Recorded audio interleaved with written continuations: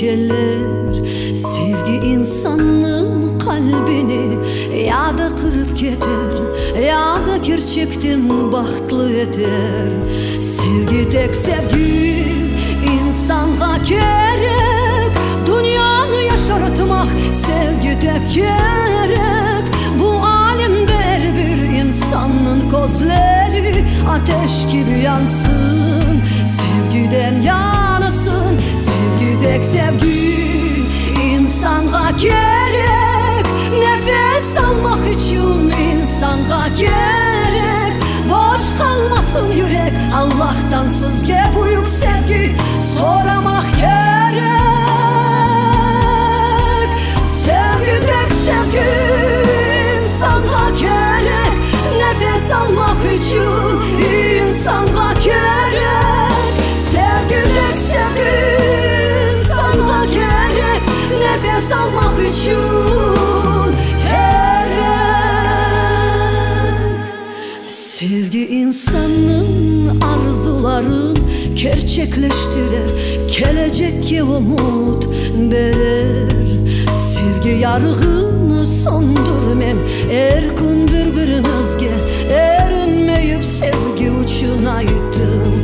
Sevgi tek sevgi insana gerek, dünyanı yaşartmak sevgi tek gerek. Bu alemde her bir insanın gözleri ateş gibi yansın, sevgiden yanısın. Sevgi tek sevgi insana gerek, nefes almak için insana gerek. Boş kalmasın yürek, Allah'tan sizge büyük sevgi soramak gerek. Sevgi tek sevgi insana gerek, nefes almak için insana gerek. Sevgi tek sevgi insana gerek, nefes almak için gerek.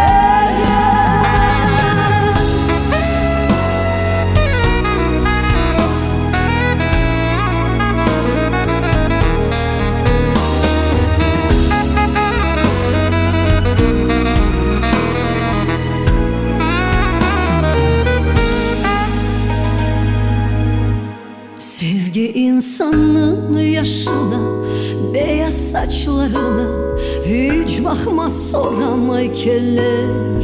Sevgi insanın kalbini ya da kırıp gider, ya da gerçekten bahtlı